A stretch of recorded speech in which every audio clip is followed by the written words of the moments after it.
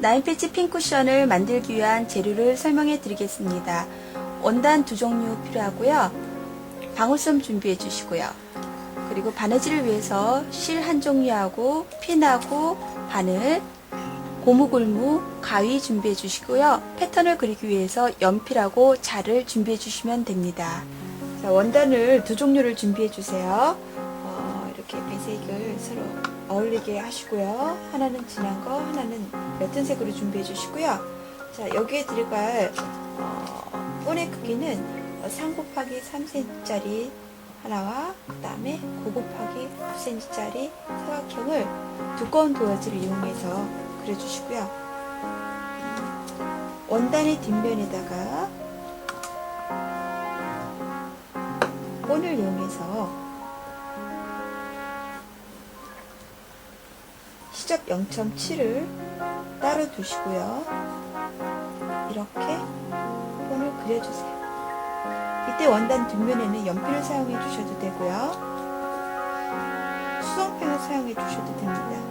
그러나 이 원단의 겉면에는 반드시 수성펜과 초코만을 이용하셔야 됩니다.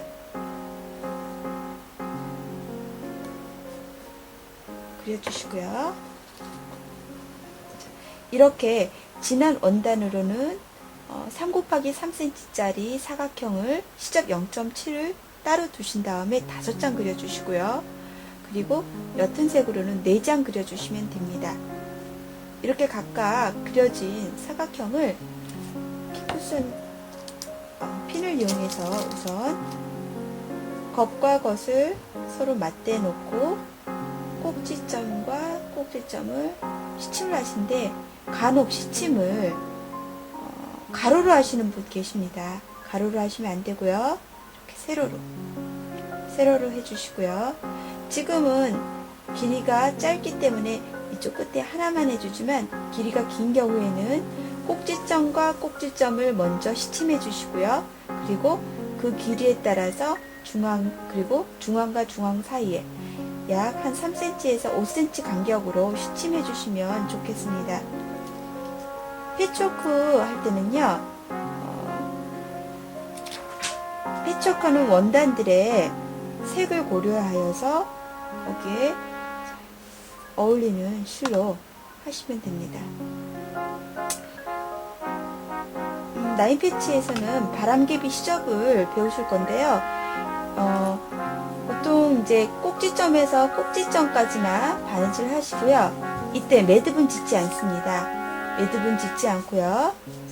땀을 한 땀 가신 다음에 끝에 실을 조금 남겨두시고요. 뒤로 되돌아 가셔서 다시 앞으로 되돌려 받기 한 땀 해주세요. 이때 먼저 나와 있는 실로 바늘의 앞을 한 바퀴 감아줍니다. 감아주신 다음에 실을 조심스럽게 엉키지 않도록 빼주세요. 빼주시면 이때 감아놓은 실이 매듭 역할을 하게 됩니다. 그래서 좀 더 끝이 풀리지 않게 되겠죠? 그리고 연필로 그려놓은 완성선을 따라서 홈질을 해주시는데요. 땀의 길이는 2mm를 넘으시면 안됩니다. 1mm에서 2mm 사이로 땀의 길이를 일정하게 홈질해 주시고요. 퀼트는 바느질을 할 때 뒤를 보지 않습니다. 이렇게 앞만 보시고 하시고요. 꼭지점까지 끝내주고요.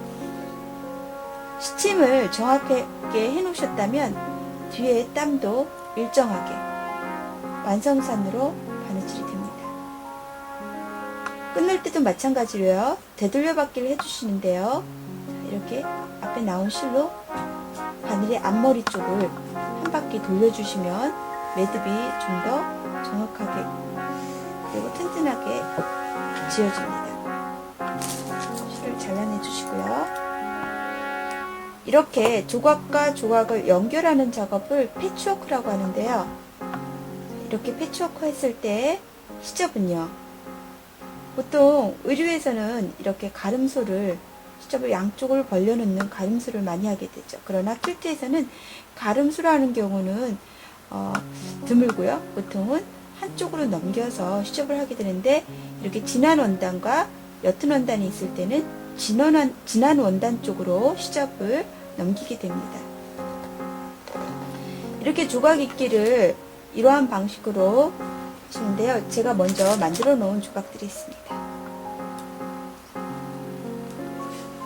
자, 분홍색과 연한 핑크색, 진한 분홍색을 이렇게 서로 번갈아 가면서 3개 연결하시고요. 이번에는 반대로 연한 분홍색, 진한 분홍색, 그리고 연한 분홍색을 또 번갈아 가면서 해주세요.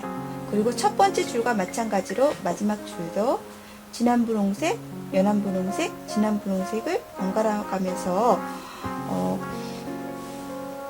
패치워크 해주시고요. 이때 시접은 모두 다 진한 원단 쪽을 향해서 입게 됩니다. 뒤로 보여드릴게요. 이렇게 진한 원단 쪽을 향해서 시접을 두게 됩니다. 자, 첫 번째 줄, 두 번째 줄, 세 번째 줄이 진한 원단과 연한 원단이 서로 번갈아 가면서 9개의 원단이 이렇게 배치되어 있는데요. 이렇게 배치되어 있어서 9개 조각들이 배치되어 있는 무늬를 라인 패치라고 합니다. 첫 번째 줄 3개의 조각 원단과 두 번째 줄 3개의 조각 원단을 서로 시침하여서 바느질을 먼저 해보겠습니다. 일단 중앙에 있는 조각들이 4개 원단이 만나는 꼭지점이 아기가 딱 맞아야지 예쁘겠죠? 그 부분을 먼저 시침을 해주겠습니다.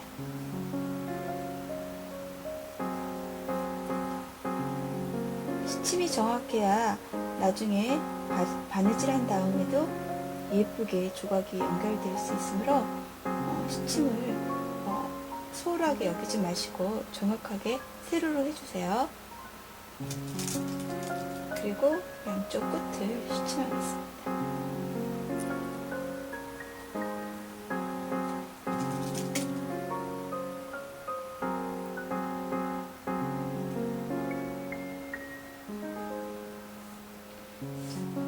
이때는요, 맨 끝에 원단들은 시접끼리 만나는 부분이 아니기 때문에 매듭을 짓고 시작하겠습니다.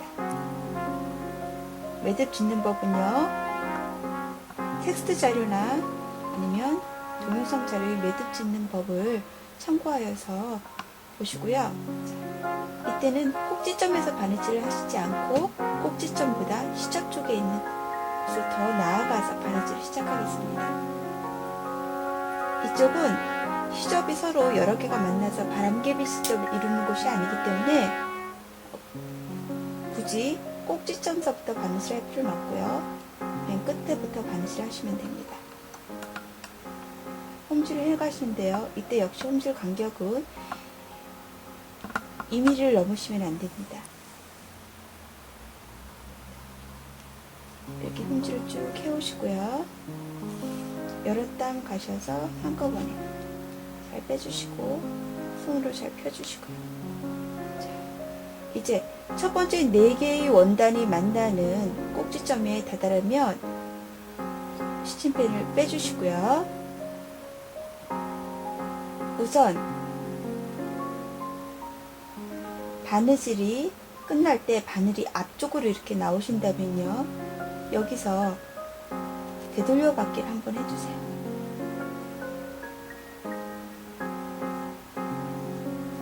되돌려 받기를 한번 해주시고요. 되돌려 받기를 해주시는 이유는 꼭지점들이 서로 연결해서 바느질할 때 밀리지 않도록 하기 위함입니다. 첫 번째 구멍에서 두 번째 구멍으로 두 번째 원단 이렇게 펼쳐놨을 때 1, 2, 3, 4 조각이라면 첫 번째서부터 두 번째 원단 조각으로 들어가시는데요. 들어가실 때는 손에 그려진 꼭지점으로부터 약 한 홀이나 2홀 정도 비끼셔서 들어가시고요. 나오실 때는 그 다음 원단의 꼭지점으로 반드시 나와주셔야 됩니다. 나와주시고요. 두 번째 원단에서 세 번째 원단 조각으로 넘어가겠습니다. 이때도 마찬가지로 꼭지점으로부터 두 올 정도 비끼셔서 들어가시고요. 나오실 때는 세 번째 원단에 꼭지점으로 반드시 놔주세요. 세 번째 원단에서 네 번째 원단으로 넘어갈 때도 마찬가지입니다. 꼭지점으로부터 두 올 정도 비끼셔서 들어가시고요. 나올 때는 반드시 네 번째 원단의 꼭지점으로 나옵니다. 네 번째 원단에서 첫 번째 원단, 처음 바느질 시작했던 첫 번째 원단으로 돌아오시는데요. 이때도 들어갈 때는 한 올 비끼셔서 들어가시고요. 나올 때는 꼭지점으로 나와줍니다. 이렇게 나오신 다음에요. 원단을 좀 한번 실을 잡아당겨서 원단이 서로 모여지도록 해주세요. 그리고 첫 번째 원단과 네 번째 원단으로 대각선으로 바늘 넣어주시는데요. 들어갈 때는 역시 꼭지점으로부터 한두 올 비낀 자리에서 바늘을 넣어주시고요. 대각선으로 통과할 때 두 번째 원단과 네 번째 원단을 찝지 않도록 첫 번째 원단서부터 세 번째 원단까지 대각선으로 통과하시는데 나올 때는 반드시 꼭지점으로 나오십니다. 나오셔서 뒤쪽에서 한 땀을 뜨시고요. 뜨셔서 당겨주시고요. 그리고 이렇게 이쪽에서도 마찬가지로 되돌려 받기를 해주시면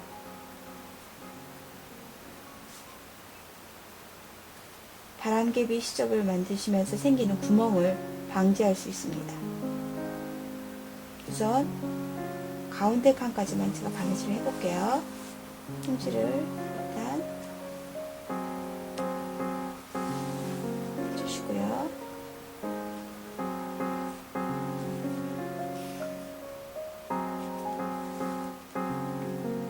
펴볼까요?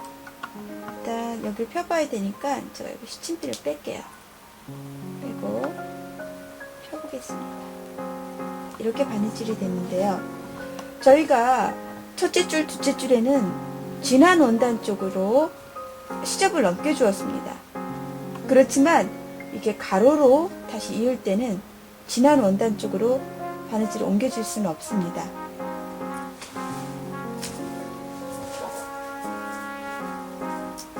처음에 제가 샘플로 보여드린 건 제가 재봉틀을 이용해서 빨리 박아놓은 거기 때문에 여기 재봉틀 바느질 된 게 있네요. 여기 부분을 제가 일단 풀었습니다. 이거는 재봉틀로 바느질 된 거라 그런 거니까 양해해 주시고요. 자, 이렇게 처음에 첫째 줄, 둘째 줄 시접이 간 방향을 기준으로 바람개비 모양을 되도록 시접을 꺾어주세요. 손톱으로 눌러주시고 그러시면 지금 뒤에 보세요. 여기가 어떻게 됐죠? 큰 사각형 안에 작은 사각형이 나오면서 시접은 바람개비 모양을 이루게 됩니다. 앞면을 보면요. 어떤가요? 아기가 딱 맞죠? 끝이 지금 손으로 만져보면요. 시접이 뭉치지도 않으면서 평평하면서 꼭지점이 중심에서 딱 맞는 모양을 볼 수 있습니다. 이렇게 해서 첫 번째 줄, 두 번째 줄, 세 번째 줄을 서로 연결하시면 나인 펜치 바느질을 하게 됩니다. 9개의 조각 원단이 다 이어졌습니다. 뒤에는 이제 바람개비 시접을 만든 모습인데요. 자, 이렇게 만들어 놓고 다리 뒤로 이때는 바람개비 시접이 밀지 않도록 꾹꾹 눌러가면서 다려주세요. 물론 조각 입기를 하면서 손톱으로 살짝살짝 시접을 접어놓는 과정이 필요하겠죠? 와이사스 다릴 때처럼 너무 밀어가면서 다리시면요 안 되시고요. 위에서 눌러주십시오.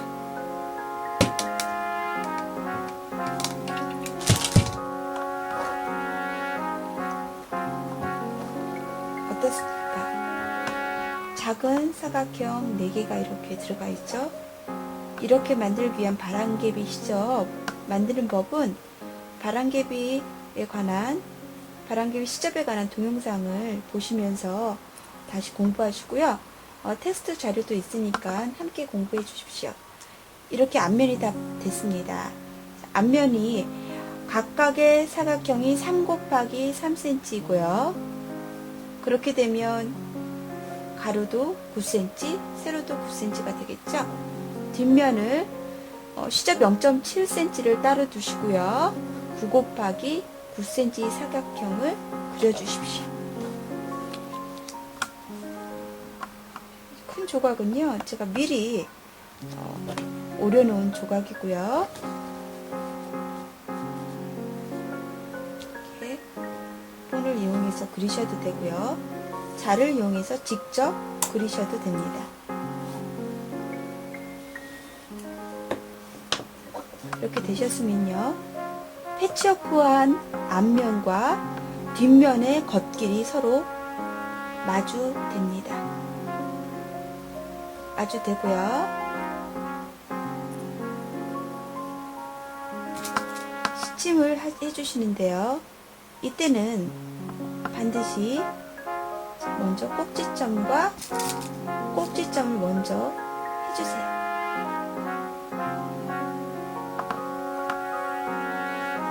꼭지점과 꼭지점을 먼저 시침해 주시고요. 바느질 해야 할 직선의 간격이 좀 너무 긴 것 같으시면요, 중간에 시침핀을 꽂아줍니다. 시침핀을 꽂아주시고 바느질 해주시는데요.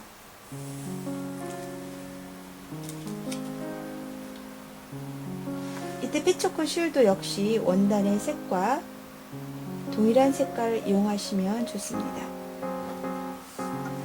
핀쿠션은요, 안에 솜을 넣고 창구멍을 막아야 되기 때문에 사각형 중에서 일부 면에 한 3cm에서 4cm 정도만 오픈을 시켜 놓고요. 나머지 부분은 촘촘하게 홈질 하시거나 아니시면 반박음질 하여서 땀의 간격을 줄여주시는 게 좋습니다.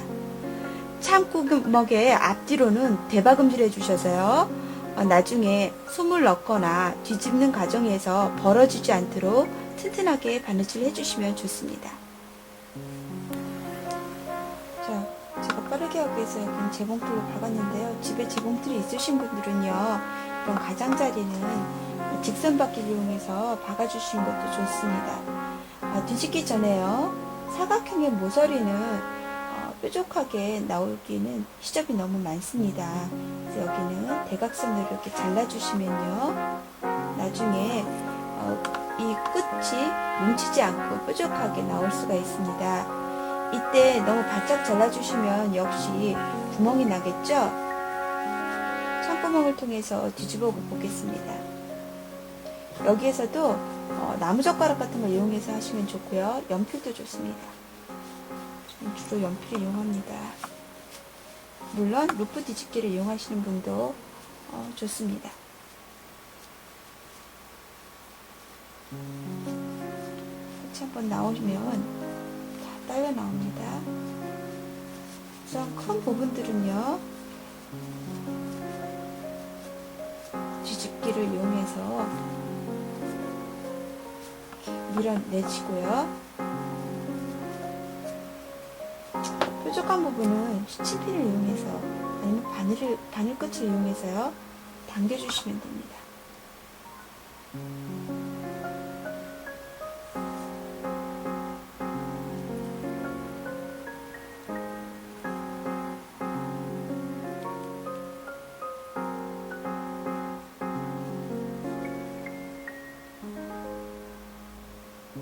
내 귀퉁이가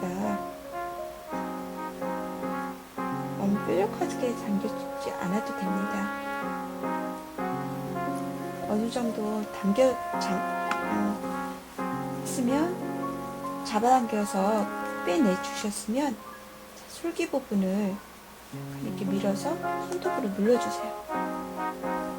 그러면 안에 시접 쪽으로 원단들이 말려 들어가지 않고요, 잘 펴지게 됩니다.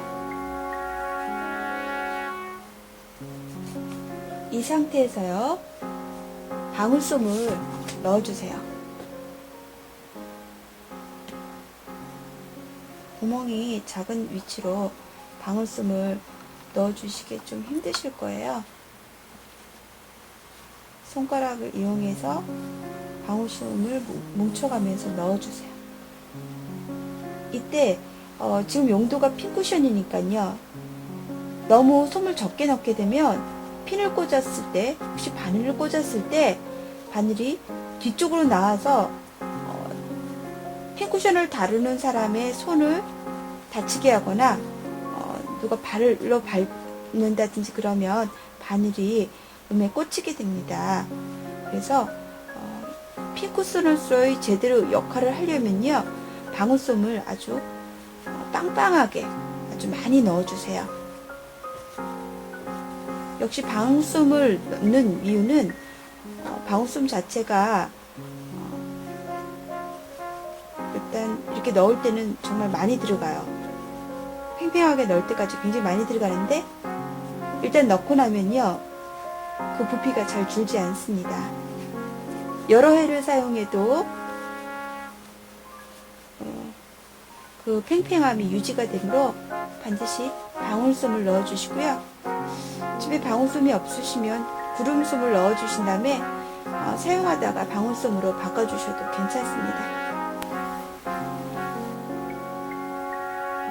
자, 방울솜을 끝까지 팽팽하게 밀어 넣어주시는데요. 처음에 밀어 넣어줄 때 이 끝이 방울솜이 끝까지 잘 들어가도록 끝부터, 꼭지점부터 밀어 넣어주시고요. 그 다음에 마지막에 여기에 정말 터질 듯이 밀어 넣어주세요. 그러신 다음에 창구멍을 막으셔야 되는데, 이렇게 벌어진 상태에서는 창구멍을 막기가 너무 힘들겠죠? 이때는 방울솜은 부풀어 오르고 뭉치는 성질이 강하기 때문에요, 많이 밀어 넣으시면요, 여기 공간이 생깁니다.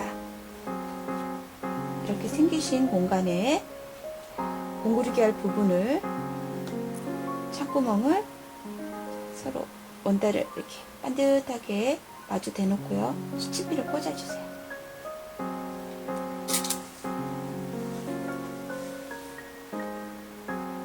매듭을 지우시고요. 매듭을 지우시고요. 원단의 뒤쪽에서 시작대들 바느질 시작해야 할 부분에서 좀 떨어진 곳에서요, 바늘을 밀어 넣어 주시는데요. 매듭이 이렇게 있으면 걸리잖아요. 이때 살짝 힘을 줘서 잡당겨 보세요. 매듭이 굵기에 따라서 힘주는 강도, 원단의 두께에 따라서 힘주는 강도가 좀 달라지겠죠. 몇 번 하시다 보면 요령이 생깁니다. 자, 이렇게 걸리게 되면요, 서로 맞붙여 있는 부분을 공구르기를 하시는데요. 이때 맞붙여서 하는 공구르기는 주의할 점이, 한쪽 솔기에서 다른 한쪽 솔기로 넘어가실 때는 반드시 직선으로 넘어가 주셔야지 감찜질처럼 땀이 보이는 일이 없습니다. 그러니까 직선으로 넘어갈 때 땀이 안 보이고 깔끔하게 마무리될 수가 있습니다. 직선으로 넘어가시고요. 일단은 현재는 지금 땀이 조금씩 보이셔도요, 그냥 두세요. 그리고 땀의 간격은 역시 홈질할 때처럼 2mm를 넘으시면 안 됩니다.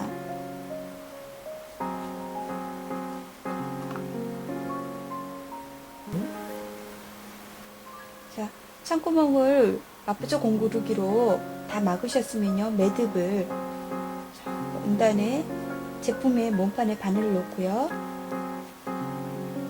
가는 패초크 실로는 3번 정도, 큐팅 실로는 2번 정도 감으신 다음에요, 한 땀 정도 비키셔서 다른 쪽 면으로 이렇게 바늘을 빼세요. 그리고 똑 소리가 날 때까지 잡당기셔서 매듭이 겉으로 보이지 않도록 해주는 것이 중요합니다. 퀼트에 있어서는 매듭이 앞면에도 뒷면에도 전혀 보이지 않도록 하는 것이 중요한 포인트입니다. 아까 있느님 거 제가 방울솜을 안쪽으로 밀어넣으라고 했죠? 여기가 조금 비었습니다. 이렇게 핀쿠션을 잘 이렇게 많이 만지작거리셨고요. 솜을 이쪽으로 보내주세요. 그러면 균형 있게 솜이 다시 재배치됩니다. 이렇게 만드시면 우리가 편리하게 핀을 꽂아서 사용할 수 있는 라인 패치 쿠션이 완성됩니다.